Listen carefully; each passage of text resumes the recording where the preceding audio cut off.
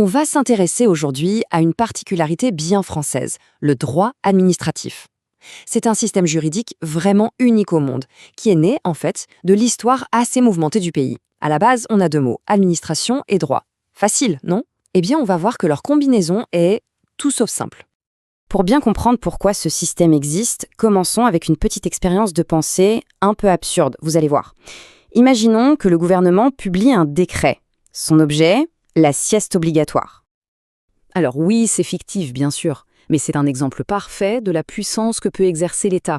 Il impose une obligation, il prévoit des sanctions, et il va même jusqu'à autoriser une intrusion dans la sphère la plus privée qui soit, le domicile, juste pour vérifier que tout le monde dort bien. C'est une démonstration poussée à l'extrême de ce qu'on appelle le pouvoir administratif. Et donc, la question se pose, forcément. Est-ce qu'un gouvernement pourrait vraiment imposer une mesure pareille ? Cette interrogation, elle nous amène directement au cœur de notre sujet. Comment une société fait-elle pour contrôler un État qui a potentiellement des pouvoirs aussi immenses ? La réponse française à cette question, c'est la création d'un univers juridique parallèle, un monde conçu spécialement pour l'administration. C'est ça, le fameux droit administratif, un ensemble de règles qui s'appliquent uniquement à l'État, à ses services et qui vient encadrer ses relations avec les citoyens. Ce concept, c'est la clé de tout. On l'appelle le dualisme juridique. En gros, ça veut dire qu'en France, il y a deux systèmes de lois qui coexistent. Le premier, le droit commun, c'est celui qui s'applique dans les relations de tous les jours entre les gens, les entreprises. Et le second, c'est le droit administratif, un droit d'exception pour l'État. L'administration ne joue donc pas avec les mêmes règles que tout le monde. Bon, regardons ça de plus près. D'un côté, on a le droit commun. Il gère des rapports entre égaux pour des intérêts privés. Mais le droit administratif, lui, il est pensé pour l'action de l'État, qui, par définition, poursuit une mission d'intérêt général. La relation est donc inégalitaire, c'est un mot un peu fort, mais c'est l'idée. L'intérêt de tous doit parfois primer sur l'intérêt d'un seul. Mais d'où vient cette idée un peu folle de séparer le droit en deux ? Pour le comprendre, il faut faire un petit bond dans le passé, jusqu'à un événement bien précis, en 1873. Tout part de la Révolution française. Elle a laissé une trace, une vraie méfiance. La peur que les juges, comme sous l'Ancien Régime, viennent mettre leur nez dans les affaires de l'administration et la paralysent. Une loi de 1790 a donc carrément interdit aux juges judiciaires de troubler de quelque manière que ce soit les opérations des corps administratifs. D'accord, mais alors, qui juge l'État quand il fait une erreur ? C'est un accident, un drame qui va tout changer. Le père de la petite Agnès Blanco se tourne logiquement vers le juge de droit commun. Mais là, blocage. Le conflit de compétences s'éclate. Et c'est le tribunal des conflits, une institution spécialement créée pour trancher ce genre de cas, qui va rendre une décision. Une décision qui est aujourd'hui considérée comme l'acte de naissance du droit administratif moderne.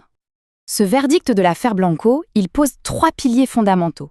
Premièrement, et c'est une révolution, l'État n'est plus irresponsable. Fini l'État intouchable. Oui, il peut être condamné. Deuxièmement, seul le juge administratif peut le faire, c'est sa compétence exclusive. Et troisièmement, le point crucial, cette responsabilité, elle ne dépend pas du code civil, comme pour tout le monde, non, elle est régie par des règles spéciales, autonomes, créées pour l'administration. Alors, en pratique, comment ça marche ce système ? Eh bien, c'est une question d'équilibre, un compromis constant entre la puissance nécessaire de l'État et le contrôle de cette puissance. D'un côté, on donne à l'État ce qu'on appelle des prérogatives de puissance publique.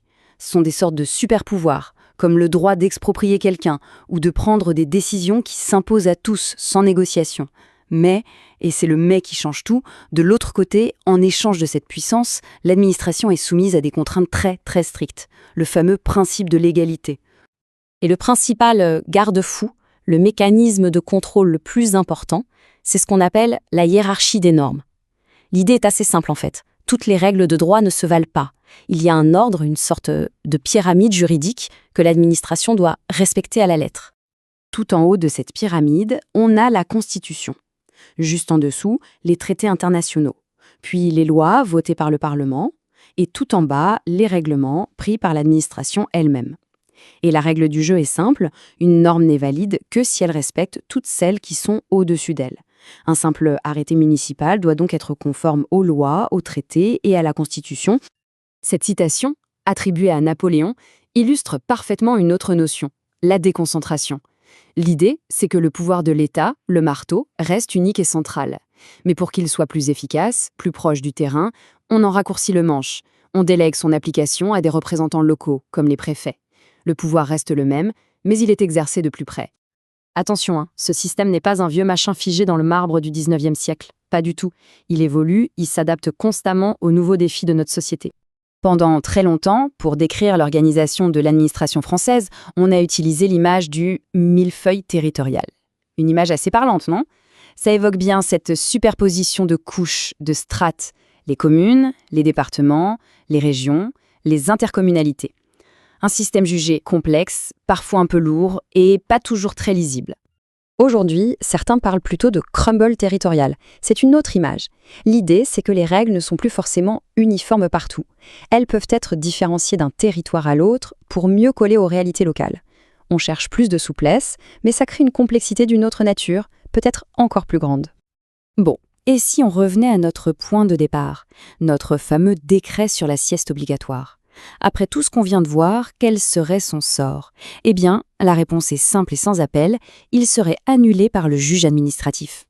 Et pourquoi? Tout simplement parce qu'il viole plusieurs étages de notre pyramide, la hiérarchie des normes.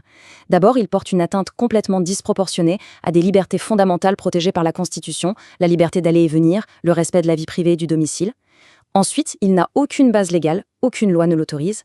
Et enfin, son article 4, celui qui dit qu'on ne peut pas le contester en justice, est lui-même totalement illégal. Le Conseil d'État l'a dit et redit, toute décision administrative doit pouvoir être contestée devant un juge. C'est un principe fondamental. Au final, ce système unique au monde, né de la Révolution et d'un tragique accident, il cherche en permanence un équilibre. L'équilibre entre une action publique efficace et la protection des citoyens contre le pouvoir, contre l'arbitraire. Et ça nous laisse avec une question essentielle. Est-ce que ce droit spécial pour l'État est la meilleure protection possible pour l'intérêt général, ou est-ce que c'est un privilège un peu dangereux qui place l'État au-dessus du commun des mortels? La question, elle, reste ouverte.